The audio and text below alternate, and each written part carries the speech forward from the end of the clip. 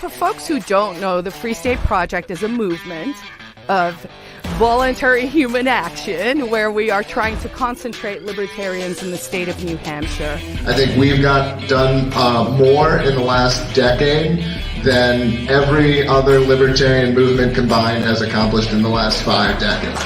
Are my friends and my neighbors who are willing to stand against tyranny, make their voices heard, and have a goddamn impact. The problem with too many people are afraid to say what they believe in, let alone actually do something about it. If you're afraid to stand outside the TSA line and piss off 97% of people who are waiting to just take the farm building up their ass in 5 seconds, then you're probably not ever going to make the change. Free State Project, again, it's 1% of the Free State movement. I am a friend of the Free State Project. And would you encourage people to check it out? Absolutely. Check it out. Find out. If you like it, join and continue the effort.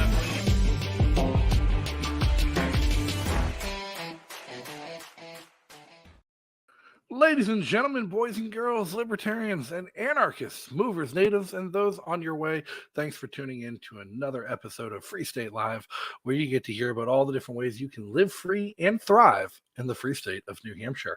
First and foremost, time to welcome back our hosts. As always, I'm Justin O'Donnell, former libertarian candidate for U.S. Senate and host of the Subversive podcast. And joining me is author, activist, former Free State Project, current Free State Project board member, host of the Carla Garrick Show, and Queen Quill herself, Carla Garrick. How are you, Carla? I am great. How are you doing? I'm doing fantastic. So thanks for coming back to the show. As always, the fans have missed you on your time off. So we assume they complain and you come back. I will always come back from Florida. That is a promise I can make you all. And SP Discord Czar, New Hampshire native and family man extraordinaire, Kevin Haley. How are you, Kevin? Hey, good. Glad to be here again. So, and you've come prepared with all sorts of research and questions and not prepared to do things ad hoc like I do. So you're the better one there. And filling in for the night, we have the chair of Moms for Liberty and former Free State Project executive director, Rachel Goldsmith. How are you, Rachel? Good afternoon, good evening, and good night. I'm feeling good. And welcome back. Rachel's been on the show before, and she's back. As always, interesting and fun to have. But the special guest for the night, proprietor of Granite Minds Homeschool Center, Michelle McCartney. Michelle, how are you? Hi, I'm doing well. How are you guys? Fantastic. Thank you for joining tonight. Thank you, everybody, for coming out tonight. It's going to be a fantastic discussion about doing things for the children. Because doing things for the children is often the pivotal rallying cry heard by politicians as everyone clamors to pass laws and regulations to protect the children, rightfully claiming that the children are the future of our communities, our society, and our culture, and they're the most important to work to protect. However, often those regulations passed are geared towards controlling the education and experiences of the same children they claim to protect and taking away the control of a child's upbringing from its parents and from its community. Yet here in New Hampshire, we've led the way in education freedom and returning some of that control back to parents with a multitude of different options and alternatives to standardized education. And that's what Michelle's here to talk to us about tonight with Granite Minds and just being one of those options and all the different varying awesome, great New Hampshire education opportunities for kids. So, I mean, kick it off. Michelle, how did you end up here and what's your Free State story? Yeah, so I will start off by just saying that I am actually, I guess what they call a native. So I kind of fell into the Free State Project. I already lived here, and I happen to be working at a company that is owned by a very popular Free Stater. And I had no idea that the Free State Project existed. And then one day someone said, "Did you know that half the people that work here are Free Staters?" And I said, "What's that?" and I learned all about it and thought it was just the coolest thing. So now I'm, knee deep. And I'm a huge advocate for education choice, as well as really just people figuring out what's the best way for their children. And I personally do not believe that public schools are the best way for any child, really. I think that parents need to be involved. And I think especially over this past year, we've seen over and over and over again how they don't want the parents involved at all. And it's been really interesting. So over the past year, a lot of people have fled to homeschooling. And I ended up kind of taking a look at some of the stuff, that can help people homeschool. I've been a huge advocate of homeschooling, and I realized that the more and more that I presented the case to homeschooling, a lot of people came back with the objectives of cost, socialization, maybe I can't educate my child the way a teacher can, these types of objections. And so I said, well, how can I make this more affordable, more available? How can we get experts in here to teach our children? Because what a lot of people don't realize is that homeschooling is not really about the parent being the entire educator for your child. It's about finding the experts to be the educators for your children. And so I kind of came up with the idea of the homeschooling center, which is essentially a resource center. So the facility is actually located in Ware, and we've got a really cool setup. There's the receptionist area, there's the front desk, and then there's the front room. And the front room has all different kinds of stuff. We've got a reading nook, we've got sensory bins, we've got tables, we've got music, educational toys. We've got all different kinds of educational board games. There's even an entire type of schooling called game schooling. So if you haven't looked that up, I highly encourage it. And that's about basically the concept that children learn primarily through play up until they're about 8 to 10 years. So there's all different kinds of educational games that you can use to teach different concepts. We've got, microscopes, laptops, we've got chess clubs, Lego club, we have a lounge for one-to-one tutoring, a classroom that independent teachers and parents can rent to teach their own classes. So some of the cool stuff that we've got going on, we have someone that's going to come out and teach a foraging class. We have someone that wants to come out and do an intro to coding class, an entrepreneurship class. We've got a lot of really cool stuff that you wouldn't see in conventional public school. And I went to public school, I know what it's about. And I did not have any of these opportunities as a child. And so I have 2 children, and this is kind of my dream, is how do I bring the opportunities to them that I didn't have as a kid? And going through public school and even seeing how much it's gotten worse over the years has really kind of brought it home that this is what we need to be doing for our children. So the homeschooling centers are kind of a great result because they help bring they kind of bring the free market into education, essentially. Is you've got these independent experts who can outsource their classes, build their own programs, price it the way that they want, find their own groups of kids, and all they have to do is rent a place to do it if they don't have a place, in their home or whatever that they can utilize. So it's actually really, it's a really cool thing that we can bring the community together for something like that. That sounds amazing. Do you have a capacity for that? Like, how many students are you looking at? So the center itself can hold quite a bit, but again, the classes are we have one classroom that can accommodate about 15 to 20 kids depending on age and size. So we've got that going on. We've got the front room, we've got a lounge. The facility itself can probably accommodate comfortably about 50 kids at a time. And we also have a big barn on the property that we can use for big events. So like homeschool proms, homeschool, Christmas parties. We're actually going to have an Easter event this Sunday. So we kind of plan on utilizing it for that. We're going to be doing some market days, all different types of things. And we're sitting on about 4 acres of land as well. So we have some outdoor space that we can do stuff with too. Yeah, I think the location is absolutely one of the best things about the warehouse and what you're doing.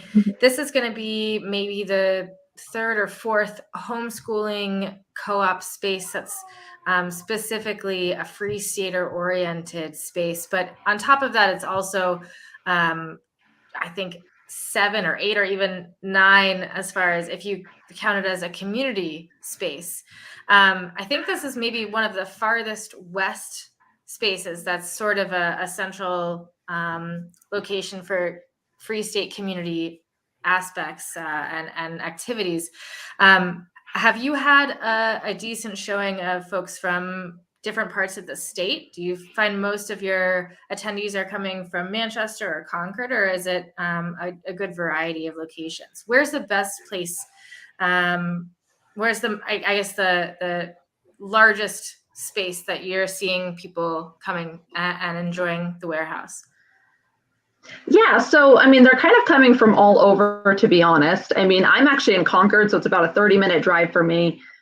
There's, it's right next to Manchester. It's like a 25-minute drive to Manchester. So it's actually a really great location. You can come out from Keene in 45 minutes, and one of the things I always say too is, you're in New Hampshire, right? If anything under an hour is not a big deal. So, I mean, realistically, you can accommodate quite a big area with the Ware location. But there's also, Ware itself has a huge homeschooling community, and they have a giant co-op that takes place there. So it's actually, just the location in general is a great location for homeschooling because a lot of people home. The location, like I said, it's super central to everything. I am starting also a preschool co-op because my oldest is 3. So I'll be starting up a preschool co-op there as well. And I've had a lot of interest from people down in like the Salem areas, Salem, Derry. I've had a lot of interest from people down in like Temple. It's kind of cool. We got a lot of people from all over that are excited about it. And it's right next to Dunkin' Donuts. Right. Yes. We actually have an access road that goes to a little plaza with a Dunkin's and Subway and some other cool and gas station, which is always helpful. So Michelle, you call this sort of like a homeschooling co-op, but I know you're really interested in, and I'm interested in learning more from you about sort of the landscape that you see for education. So here in New Hampshire, we obviously have some unique things that are happening. We do have, we have our public schools. We now have these EFAs, which is the Education Freedom Accounts, and that allows the money to follow the child. We have great organizations like Moms for Liberty that are coming up. There's a lot of interest in charter schools, homeschools. There's this program, I believe, that they started under the New Hampshire Department of Education, which is Learn Everywhere or Learn Anywhere. So I think you could take programs and actually put them into, like you could teach robotics and then your kid could be like, oh, I'm going to take that as a credit. So there are all these things, but a lot of that stems sort of from your passion. So can you talk a little bit about what those different options look like and what maybe the landscape of like educational entrepreneurial Yeah, so again, I think a lot of it is just about bringing the free market back to education. And the problem with public schools is there's absolutely no competition because they're guaranteed the money. So one of the really great things about the EFA program is exactly that. The money follows the child. And so there's a portion of the state funds that go back to the parents. And we actually can accept EFA money, by the way. So you can go into our memberships. We can accept, that for memberships, most of our classes as well. The EFA programs, there's a category of stuff that they have to actually go through. So it's like the basic classes that you have to work with. There's the basic, the general stuff that you have to do as a school. So like math, reading, if it covers any of those subjects, if it covers music or arts, then it can be covered. And it's kind of vague as well. So it's a little tricky. I had to talk with them to kind of get some clarification onto whether or not our membership would qualify, but it does. But yeah, so the EFA programs are great for that and they can definitely work. The other part of that too is, I have some actually numbers here that I can definitely talk about as well. So when you're looking at the money, what it costs for people to actually the school system, the average public school district does about $21,000 per student. So that's something that's very impactful. Clearly, that's a lot of money. When you're looking at, I think what's the statistic for homeschooled families? It's anywhere between $700 to $1,500 per child per year. That's totally different. Private schools, the average in New Hampshire is $7,500 a year. So when you're looking at those numbers, right next to the public schools, the question has to be, why is public schools so much more expensive? And it's because there's no accountability. And so when you look at those different options, another thing that's very important to recognize is when you look at the difference between all that stuff. Sorry, I'm flipping through pages here, but they say that all of the homeschoolers in New Hampshire actually save the state of New Hampshire in our tax dollars. I think it's around $68 million, $80.7 million is how much taxpayer dollars is saved because of all the people that homeschool in New Hampshire. Oh, well, that should be a postcard to our neighbors. Yeah. Free Staters saving $84 million in something. Propaganda. Yeah. And that's just in New Hampshire. So for for all of the US, it's closer to $68 billion. Wow. So you can imagine the impact that homeschooling also has on our taxes, on, you know, us as a community, when you look at how much money is going to the school systems, and you have to think, why is it doing that? You know, I mean, it's bananas. If you just take like 21,000 and you say over 12 years of schooling, so we could literally be buying people almost a $300,000 house for every Granite Stater and just give them a house. So at least now we're in the realm of property rights. Now someone's got something where he's like, oh, maybe I'm going to care if there's trash in front of my house because I live here and I want to make it nice. Yeah. Anyway, I digress. A question I had, Michelle, was so a lot of people that I've talked to recently about this were just people that have recently moved to New Hampshire, and the EFA thing is a fairly new thing that's kind of people are taking advantage of. So what is the process from I have let's say a third grader that's enrolled in public school, and I want to take advantage of the EFA program, and I want to send them over to you or to like Latitude or another program that's an alternative school or a charter school, private school, Catholic school, whatever it might be. Do you know anything about the process or the steps that you take to make that transition and then to take advantage of that EFA account? Yeah, so I mean, it depends on, you know, what kind of transition they want to go to. If they want to go from public school into homeschooling, the process is literally as simple as a letter of intent to the school district. It doesn't even have to go to the school district. A lot of people, you know, opt to do like a private institution because private schools will actually be able to take in those letter of intents as well. And the advantage there is that your information does not go to the government or to, you know, any sort of government institution, because most of the private schools are just required to let them know how many letter of intents they hold. So a private school would sit there and say, you know, we have 20, 100, whatever students that, you know, are homeschooled in our district or, you know, through us. Whereas a school system or Department of Education will have all of your information listed. So there's a little bit of a privacy there. So a lot of people prefer that. But yeah, that's super simple. And it's kind of the same thing with a charter school, private school. Once you enroll, that's your compulsory attendance law. You know, that's the requirements.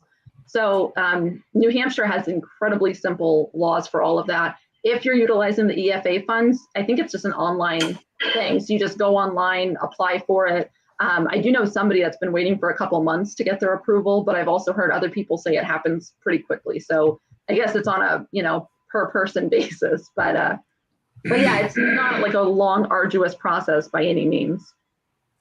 Oh, okay. Perfect. And then once you've been homeschooling your kids, you need to maintain a portfolio and prove to the state once a year that they have made progress. The kids have made progress within some of the basic categories of learning. And it really is as simple as, you know, last year they spelled it F-O-K-Y-O-U, and this year they're spelling it F-U-C-K-Y-O-U. Like that's, it doesn't have to be any more than that, you know? And I think it's important that families know that, yes, like there is going to be some oversight, but it is very much just some really simple, basic proof that there is progress being made. It's not in many states around the country, homeschooling is really quite arbitrated and legislated. And here in New Hampshire, it is very much left up to the parents. Mm-hmm. Yeah, no, I worked with kids my entire life and always found New Hampshire was fascinating in terms of how easy it was to homeschool or to kind of pull your kids out of public school and find an alternative setup for them or homeschooling. And some of that stuff has been very interesting learning curve, you know. And Granite State Home Educators is an incredible resource that is run by Free Staters.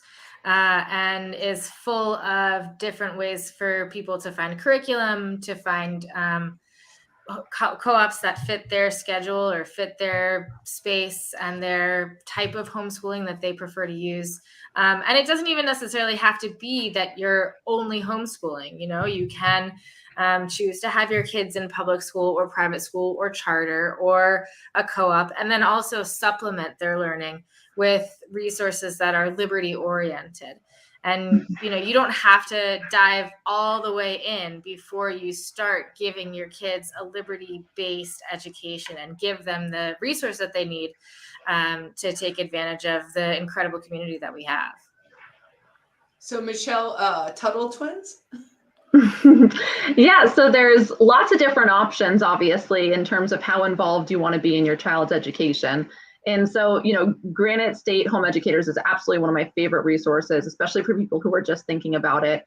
They have everything between, you know, where to begin, what are the laws in terms of keeping up with what you need to do. And just so you know, like those reporting and what you have to do on a yearly basis, you don't actually have to send that in to anybody on a yearly basis. You hold those records for your own, and they're only there for if somebody was to report you for educational neglect, you have records to prove that you didn't. So you don't have to like send that into the government or something every single year. They actually don't know any of that stuff unless there's something that comes up. I also wanted to, because I saw one of the questions below, you do. So in the EFA funds, it's 300%, yes, that's it, for the federal poverty level guidelines. Yes, so that is correct. It's 3 times the poverty level in order to approve for the EFA funds. And I think that they were working on this legislation to see if they could open it up, but I don't know where that ended up going. I believe it's in front of the Senate at the moment. They were trying to make the levels higher. And ironically, because our opponents, Democratic or opponents of school choice, I should say, are, you know, they keep bringing up this income requirement. And I'm like, but you guys asked for that. Initially, we had just said, make it available to everyone. Let's not make this harder than it needs to be. But their agenda is constantly to pit people against each other, which is what you do when you create special interests, which is what you do when you start to look at things through different income level lenses. So I did want to, I saw there was a comment about the Tuttle twins. So I did want to circle back to that because I think you mentioned something right before the show about that. And you were talking about syllabi, I think, and using those books for teaching. I don't know. Yeah, so there's a lot of different books and resources out there that are educational, and I absolutely love Tuttle twins. So I would tell you, they have some toddler books. So my oldest is 3, and it's the ABCs of Liberty, the ABCs of Economics, and the ABCs of the American Revolution.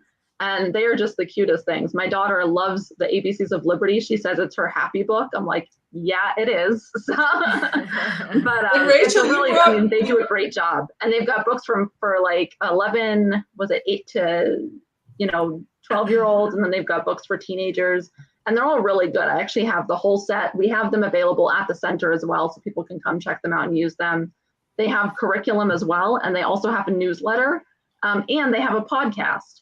So they've got all different kinds of ways for learning because every person, learns differently. So if you've got an auditory child, check out the podcast. If you've got, more visual, they're more like graphic novels, sort of. There's a lot of pictures involved, so it's fun for the kids to look at. They do a great job though, and they're very liberty minded. And there's a whole bunch of other great resources. So I know here in New Hampshire, we have obviously the Granite Minds Homeschooling Center, which is what I just opened. There's Learning Latitudes out in Derry. There's the Granite State Home Educators is a great resource. Hillsdale Curriculum, Hillsdale College just also launched a K through 12 curriculum as well. That one's pretty decent. The Moms for Liberty groups, which I'm sure Rachel can talk a lot more about. They do awesome stuff as well, and they're a great resource for people who are looking to kind of, get a little bit more involved with the school boards.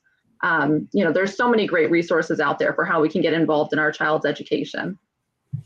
And one of the things I really love is this notion that people can start to really play to their strengths, right? Mm-hmm. So instead of a poor teacher having to stand there and pretend like she cares or he cares about these things, right? You can really start to hone education and learning, towards play, curiosity, and people's genuine interests. So I was thinking, if we have all these different kinds of education offerings, right? So I would love to see New Hampshire become like a leader in,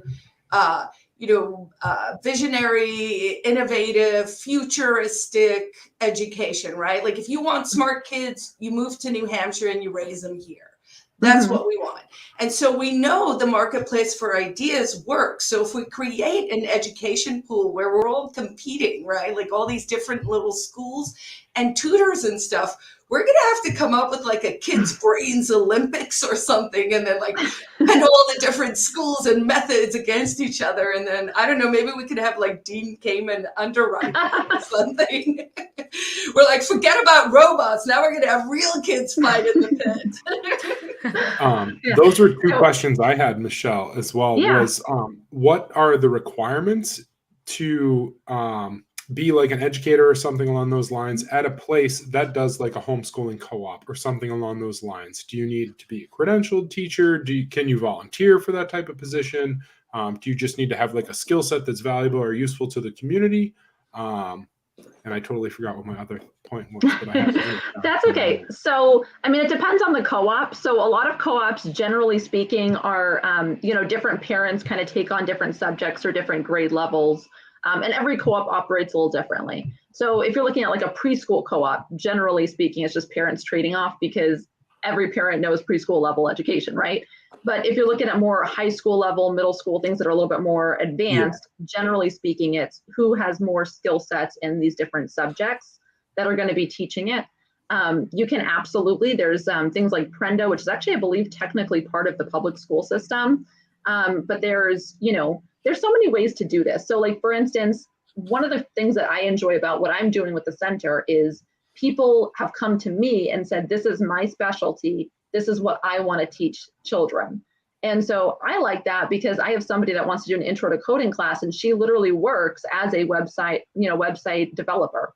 So it's great to have that where this is somebody whose skill set is this skill, instead of, a public school system or just a general school system where somebody isn't necessarily an expert in something. They just went to school to have a degree to learn how to teach someone, and they're just reading out of a textbook. That's not an education to me. So this is great. I'm actually going to be teaching an entrepreneurship class. This is my second business, and I've got, I think, about 5 or 6 more that'll be happening before the end of the year. So that's kind of my expertise is opening up businesses, getting them to work without me, and moving on to the next thing. So that's the great thing is you can have people with different expertise coming in and, saying, this is what I can offer the community, and this is how I can help. And, I'm a fan of the free market. To me, it's, I'll give you a platform, you can rent a space and be a teacher. It's up to the parents to, talk to you, interview you, and figure out if this is a class they want to sign their kids up for, right? So there's no real accreditation, but I can tell you right now, all the classes that'll be going through my center, at least, they're all people who do this for a living, or they've got, decades of experience doing this type of thing. Well, so that's one of the actual criticisms I've heard of like PrendaPod style learning. And I know last week we had people in the comments who were just lobbing criticisms at the idea of homeschooling. But somebody pointed out, like, the common perception of what a PrendaPod is kids just doing online classes supervised by an uncredentialed babysitter. And they'd be shocked to know how many public school kids do VLAX right. Well, like, and are sitting in a brick and mortar classroom. All I thought when I read that comment was like, isn't that what the public school kids have been doing for the past 2 years? Yeah. So that's why I quit. But like, how do you overcome some of those criticisms, and what are some of the things that like make your structure at Granite Minds unique and different? Yeah, so I mean, personally, I'm not the biggest fan of Prenda. I do think it's better than public school. So again, when you're looking at something like that, these are people who, reached out to try to get into Prenda. Usually it's because they have a child that'll be in that class. If you have a child that's going to be in that class, you're more likely to try to make it a successful class because you care about the education of your child, first of all. Secondly, generally speaking, these Prenda pods tend to be smaller. So whereas you have a big classroom, they're going to be, 30, maybe even 35 kids in a class. I've been in some classes that big.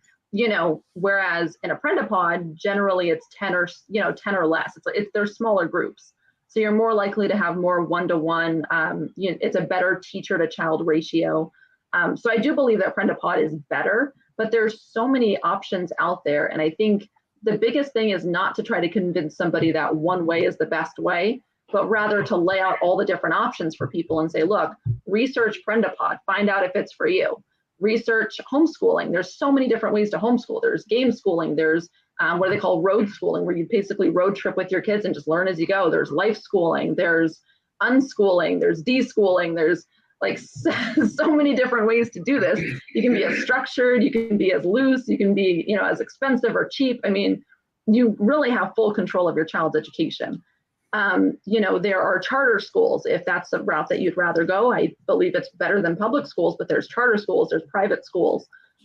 There's so many different routes that people can go. And I think the most important thing as a parent is to research all the different avenues and figure out what's going to work best for you and your child. There is no one size fits all approach to education and to raising children in general. And I think that's where a lot of the public schools go wrong, is they have a one size fits all approach. And most of the time their approach doesn't help like 80% of their students. There's a very small percentage of students that actually succeed in a public school setting. Yeah. So, so right there, VLAX is another option that a lot of people like. So VLAX is like an online program. Most people use it for older age children, obviously. So there's, and VLAX is special to New Hampshire, and I believe it's free too, if I remember correctly. I don't think you have to pay for it. So that's a great option too. There's a better option options. if you're involved in your kid's life is Zoonal, which is you can upload all your lesson plans for free. And you can just pull from any teacher in the country or in the world that uploads their lesson plan, and you can just run it yourself with your kids. Mm-hmm. It's all internet WebQuest based, so it's super easy. There's just so many programs like that out there. Oh, yeah. Almost saying that if there is a slew of things and anyone who wants to learn something can. So then the $1 million question becomes, which Ian Underwood from Bardo always asks, how do we instill that desire to learn? Because that is the real crushing thing about like public schools, is they crush people's souls. The government sucks. Can people not see that? Why not? They hate your kids. Well, yeah. And so the problem becomes is they put them in this place, which is, if you've ever been to a public school, it is like the least stimulating environment possible. It looks like a hospital, right? And it's just, right. There's nothing about it that's stimulating. They stick teachers there that probably don't, most of the time don't even want to be there. They're just there to get a paycheck. They don't care about your child's education. They're there and they teach the same thing to every single student in the same exact way, which is not helpful because all children learn differently and they have expectations. So what's like one of the big running jokes right now is, you sit, an 8-year-old down in a chair all day, and then when they don't sit still, you stick them on Ritalin. It's like, that's just not the way. That's not the way that it works. You have to sit there and figure out what works for each child, and you have to tailor to that. The other side of it is they teach children in a certain way, and if you have a child that's advanced and is learning it super quickly, now they're being stopped from continuing their own personal growth because they can't move on till everybody's done with this lesson.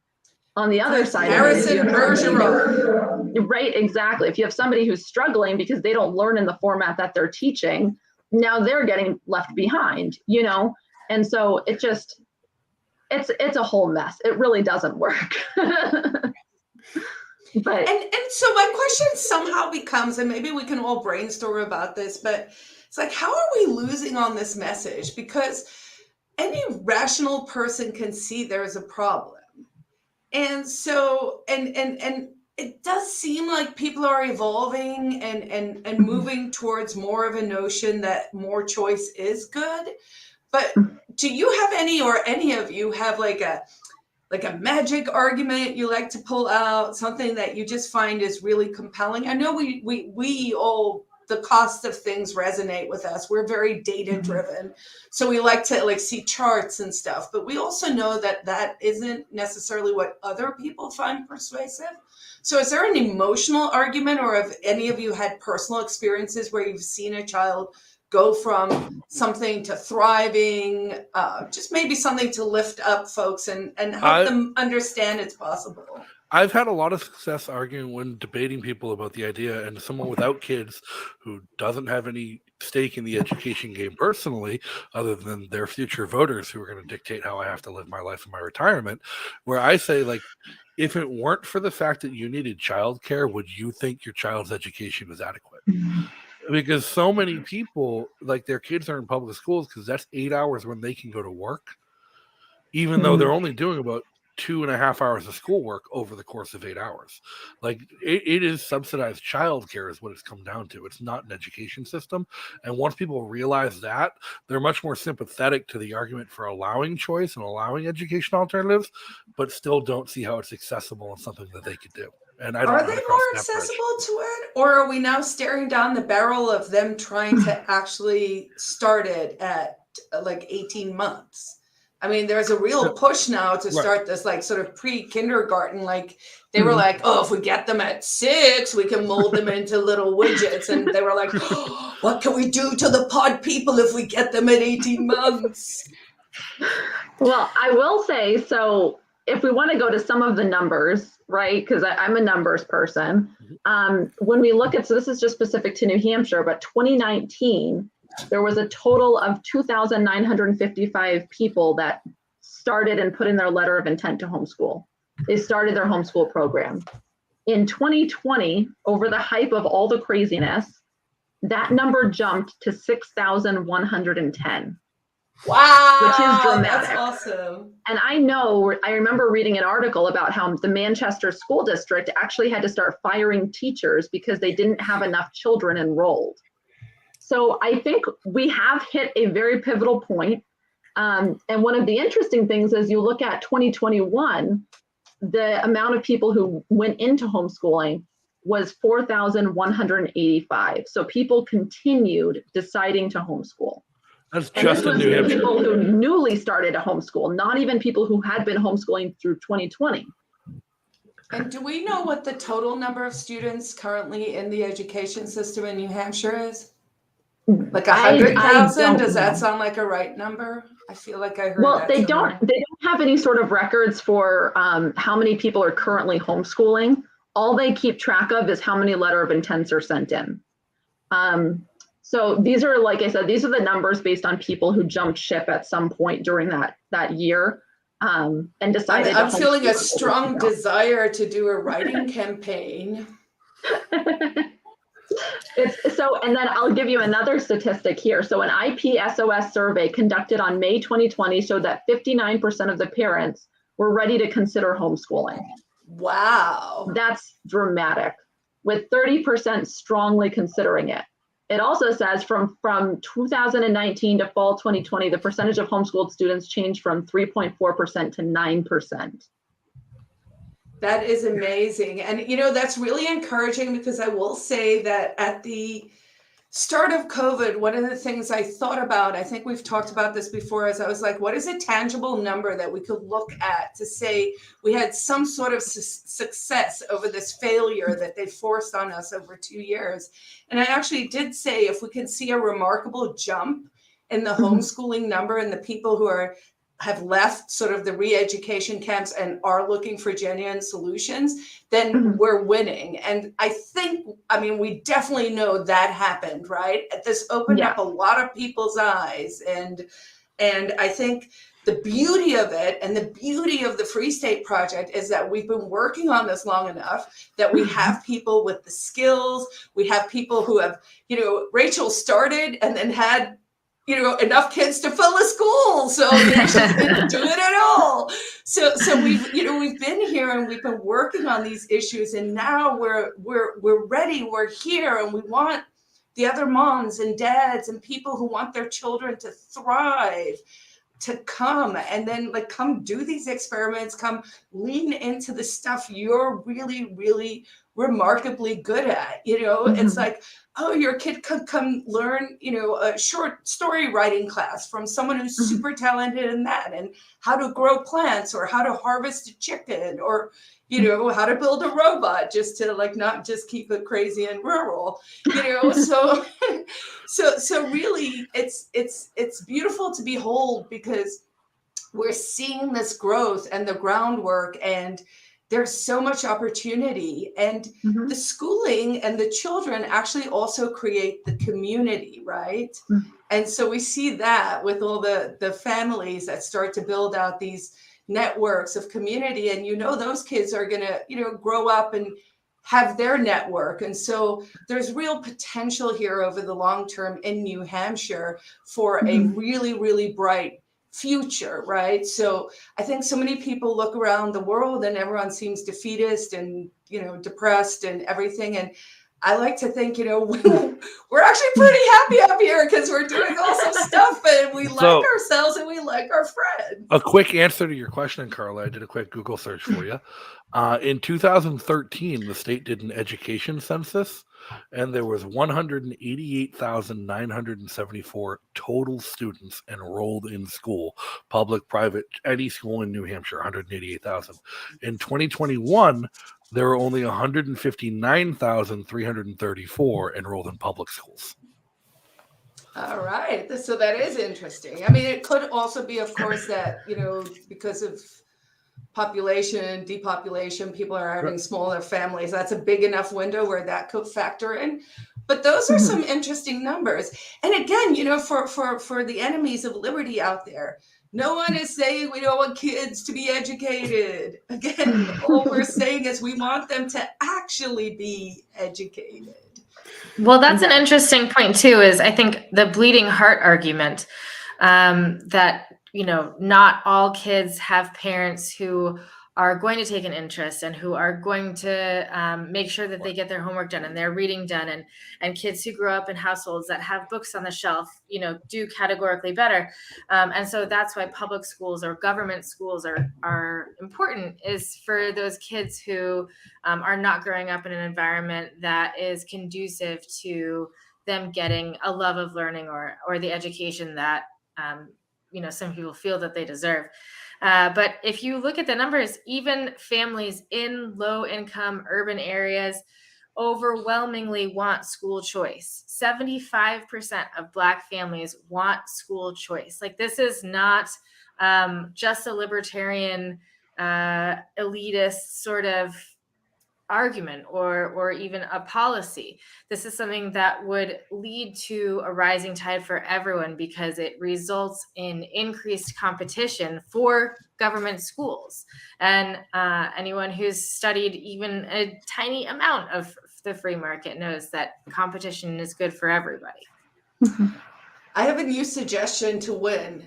I was like, all right, you know what? You guys, are crushing free speech, but how about this? You're not allowed to post or use any platform or tool or gadget or smartphone developed by the free market. So they can all go back to smoke signals, because all the things they love to complain on are things the market gave them.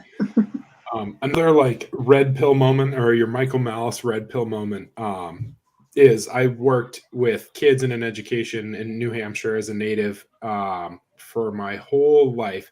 And in the last few years with COVID, the amount of teachers and administrators that have reached out to me privately, because they're like, hey man, we know, you do this whole thing. So I wanted to just quietly say, hey, we're super interested. Some of this mandate stuff, some of this lockdown stuff, some of the mask stuff, this is ridiculous. But union, the situation being what it is, my position, some of those things, my kids go to school in the district that I'm in, that's holding me back from kind of opening my mouth, from kind of taking that next step and stuff. So I'll have to connect with you after for sure, Michelle, because I know some people all over the state that are looking to start schools very similar to what you've done. So I think that's another good thing that's in New Hampshire, where it's opening up the pathways for some of that stuff, either from an entrepreneurial standpoint or from a parent standpoint. having a little bit more money in your pocket for those resources, or looking at alternatives for grants, sponsorships, other programs that you can take advantage to on top of the EFA. That's like a really good opportunity in terms of like helping people who are already in education, maybe seeing our side of things, like Carla was saying, is like, how do you get those people going? Like growing up, you think like firefighters, police officers, and teachers, they're the good guys. They're always going to be there. They're always going to help you, until somebody kneels on your neck or blasts you or something awful happens. In the same with my Michael Malice moment with teachers is, I don't want to tell you to Google how many kids are molested by teachers every year versus every year, but that is a Google search you could do. And then tell me where you want your kids during the day for 8 hours a day. And I was a teacher. I worked with kids my whole life. So that would be a red pill moment that's happening in New Hampshire that not happening in a lot of other states. And now as programs like this are kicking off the ground, I think that there's a really good chance that we could take advantage of that. Carla, and exactly what Michelle is doing is the path to do that. Yeah, and really just, we should be teaching when we're thinking about the teachable moments is the empowerment, right? Because one of the things when you talk about those teachers who will contact you behind the scenes or reach out or whatever, I live in that world too. There's a surprising amount of people who randomly hate me, but there are other people who are actually listening and who are coming back over the years and kind of going, I used to think you were super weird, but you've been right about a lot of stuff. And trying to find or create that environment to allow more of that is actually genuinely how we're going to win, right? So, if there's a curious teacher, reach out, come to one of these things, go to a Farm Friday up at Bardo, come meet us. We do not have horns. I do, but no one else. We actually all want to make things better, but we genuinely think we have the secret sauce that is missing from their world vision, right? And so with empowerment is that moment, which I think, sometimes I think when I say, we're libertarians, it's like, maybe we're just people, we've been name called so hard, we get to a stage where we just don't care. And because of the political correctness that is now so prevalent, especially in the schools, right? It is thought police. It is, I can't say anything out of the norm. I must go together. So when I talk about self-empowerment, it's the notion that we can help these people understand it's okay to just have a random opinion and it doesn't have to be right. Talk about it. We'll bounce it around. Maybe someone will figure it out. Maybe there are no right answers. So the empowerment comes from the notion that you can simply go out there and be like, hey, I'm not sure, but this sounds cool. What do you guys think about this class? And just help people to understand we genuinely can only make the world a better place if everyone is just acting as their own agent, and then mommies and daddies for the kiddos. Well, New Hampshire is also unique in that it has a complete hotline for teachers and parents and school staff and kids to identify bad curriculum in public schools and then alert the Department of Education to, seek out the bad curriculum and then fix it and replace it. And so there have been other states where legislation similar to this has been proposed, but I, as far as I know, there is no other state that literally has a resource for the watchdogs, essentially an incentive. Yes, thank you. Yes. And so if there's anybody who has seen anything like this in their public school in New Hampshire, Moms for Liberty New Hampshire is encouraging parents to reach out to us and staff and whatnot if they have filed a formal complaint, to let us know when and the last name of the person who filed the complaint, so that we can follow up with our people on the inside and make sure that the curriculum that is not helpful, not conducive for learning, is is replaced, essentially. Now, Michelle, there are a couple specific questions for you from the chat that I wanted to bring up. Grace on Facebook asked 2 questions earlier on in the show. I waited, saved them. Can kids just join the clubs or take certain classes, or is it an all-in-one enrollment? Like, how does enrollment in Granite Minds work? Can they do just one-offs, 1 day a week, or if they're in town visiting from another region of the state, kind of pop in for a class or a club or something, or does it have to be an enrollment? And do you have an events page where people can find this information? Yeah, so you can find all of our stuff on our website. There's a calendar with all the different events, everything on there. Yeah, so right there. We also, the way that the payments work is you can have a membership, which gives you unlimited access to our facilities. As long as it's open, you can stop in and use our things, go to the clubs, all of those types of stuff. And it also gives you half off some of the classes. The classes are done through independent teachers. So you're basically paying them. You don't actually pay us for the classes. So there's the membership, which allows you to come in and use the facility, utilize the clubs, things that are done through the center itself. Or if you don't want to get a membership and you just want to come like once a week to Lego Club or something, it's $5 an hour to do that. So you can pay a drop-in rate if you don't want to get a membership. If you're going to be using it often, obviously the membership is the cheapest way to go. How much is it? It's $5 an hour per kid.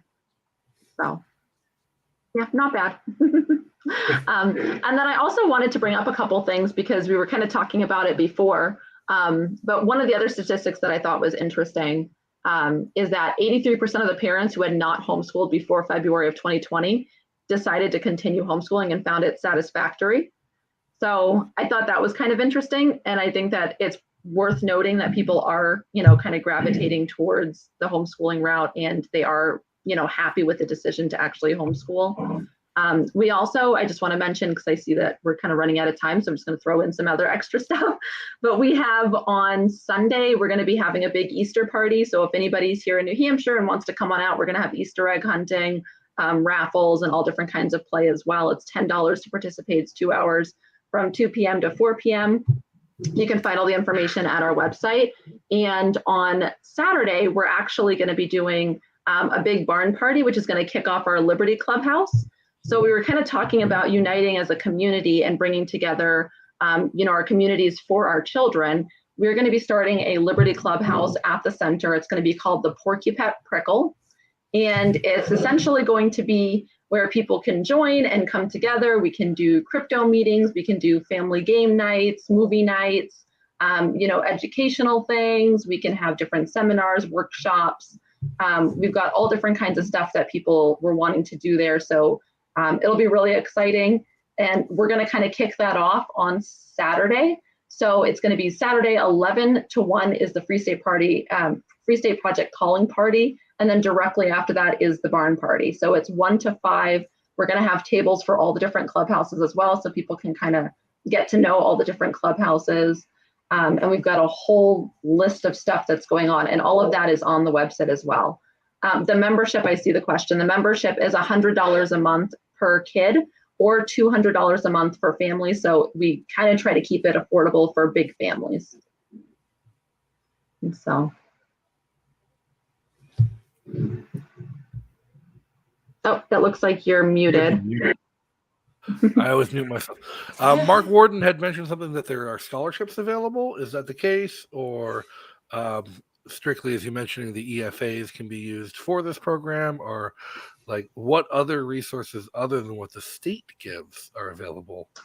So I was going to say, I think he's talking about the EFAs because we are able to accept the EFA funds, and that can be used for the memberships. So if anybody is interested in doing the EFA funds, we have it set up a little bit differently. So when you go online to make your membership, you can go ahead and just plug in that you want to do the EFAs, and we'll send you out an invoice to send to the EFA company so they can do that. So.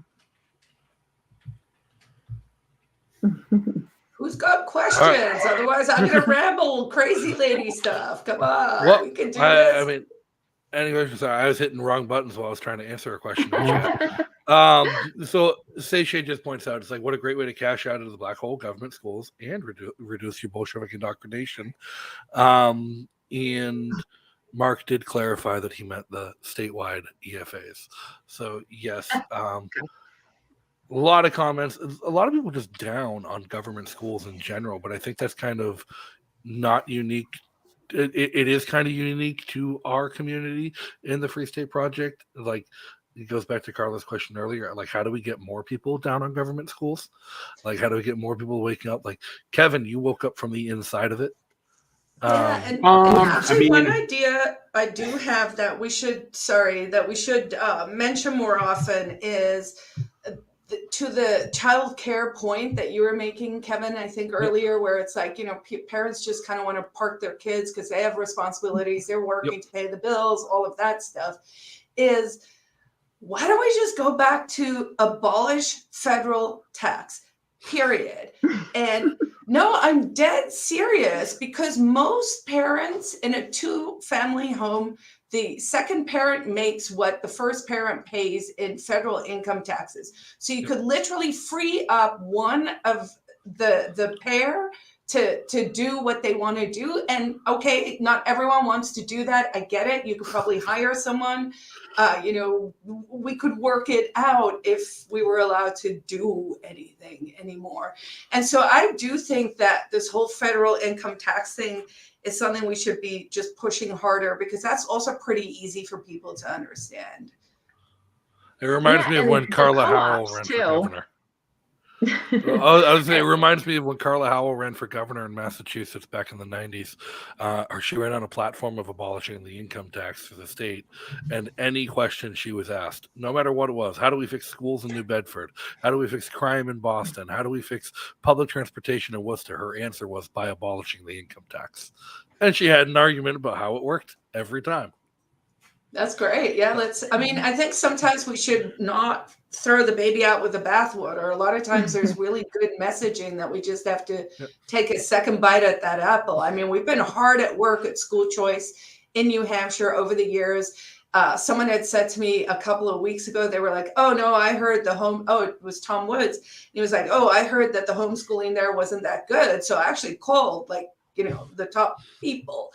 And they were like, oh, no, that used to be how it is. But no, it's all fixed. We fixed this and this and this and this and this over the years. And so, if you're passionate about education, come check it out. Come for a weekend when there's some event going on, and maybe stay a couple of extra days with the kids. Go to one of these pods, go to one of these events, come meet the moms. Get the kids together, sort of feel that energy and get a sense of what life would be here for you and your family, because you can see, based on all those wonderful people, it's pretty damn awesome. Oh yeah. I have a friend who still hasn't had his kids go outside because of COVID, and he's afraid. Oh my God. And it's like, I just came back from Rachel's, and my toddler is playing with a fleet of children, and he learned more in an hour and a half than he did like in any functional use of a time in a preschool at that age. So it's like, the value of it is just down the road and in the community that we've already built here. And now that things like this are getting added to kind of the docket, or you have a co-op, you have all these options, school choice options, and now the EFA stuff is coming into it.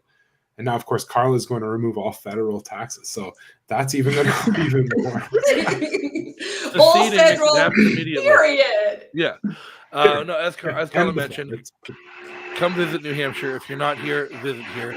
Meet your neighbors, meet your friends, figure out how you're going to get here permanently. That's your next step. And if you're visiting, when you're visiting, or if you're already here and just looking for something to do, check out the fsp.org/calendar, where you can find an awesome Liberty event happening almost every day in every region of the state.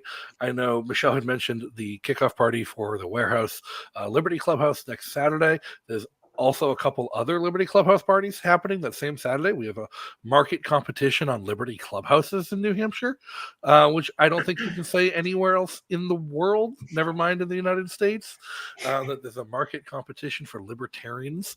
But they're kicking off theirs in Ware with an FSP calling party. So if you yeah, and it's this Saturday. I just want to make that clear. It's this Saturday, the 16th. Yes. So Saturday the 16th, and it'll be on the fsp.org/calendar. You can check the information on the calling party. If you're already here, how you can volunteer, get involved, and help out. And if you're not here, visit. Coming up soon, we have Pork Fest. And if we're not sold out yet, like, I don't know how. I think we've sold more tickets than we sold last year, and last year was sold out. So I think sold out is a technicality at this point. Yeah, it's going to get weird up in there. But Pork Fest gets bigger and better every year. This is primed to be the biggest and the best. So make sure you get your tickets and don't miss out. Anybody else have anything else? No, but I will say this is a hedgehog, not a porcupine. I apologize. Please do not send me hate mail. Mine is just angry. So, all right. Hey, well, until next time, everybody, thank you for tuning in. Thank you for watching. Thank you for your questions and comments. Make sure to hit the big red subscribe button if you're watching on YouTube or Odyssey. And until next time, stay free. Thanks, everyone. Live free or die. Don't let the freedom pass you by. Stand up proud and strong and lead this country on. Live free or die, from the village green to the mountainside. Yankee voices sing the song of liberty. In 1623, she touched the hand of history and led the colonies on. Independence was won, and the spirit lives today to guide America on her way. New Hampshire standing free, the home of liberty.